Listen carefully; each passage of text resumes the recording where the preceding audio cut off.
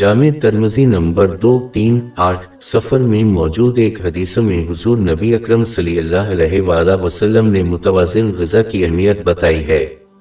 इन्होंने मशवरा दिया कि अपने पेट को 3 हिस्सों में तकसीम कर दें। पहला हिस्सा खाने के लिए, दूसरा हिस्सा पीने के लिए और आखिरी हिस्सा सांस लेने के लिए खाली छोड़ देना चाहिए। ये इस वक्त हासिल किया जा सकता है जब कोई खाना पेट भरने से पहले खाना बंद कर दे। ये रसूल अल्लाह सल्लल्लाहु अलैहि वसल्लम और आपके सहाबा कराम रज़ी अल्लाह अन्हुम का तर्ज अमल था। अगर लोग इस नसीहत पर अमल करें तो वो जिस्मानी और ज़हनी दोनों बीमारियों से महफूज रहेंगे। दरहकीकत बहुत से बाशऊर लोगों के मुताबिक बीमारी की एक बड़ी वजह बदहज़मी है। दिल के लिहाज से थोड़ी सी खुराक नरम दिल, आजिज़ी नफस और ख्वाहिशात की कमजोरी और गुस्सा का बायस बनती है।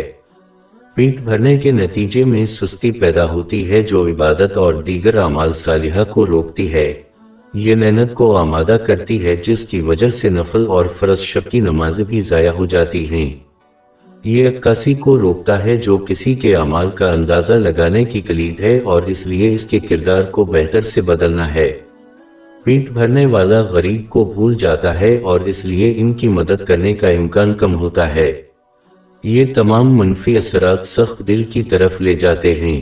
ये दिल क़यामत के दिन महफूज नहीं रहेगा। बाब 26 आयत 88 से 89।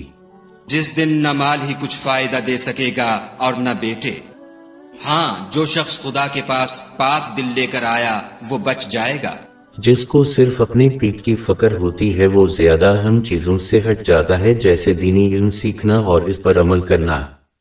मुसलमानों को मालूम होना चाहिए कि इस दुनिया में क़यामत के दिन सबसे ज्यादा भूखा वो होगा। इसकी तस्दीक जामे तिरमिज़ी नंबर 2478 में मौजूद हदीस से होती है।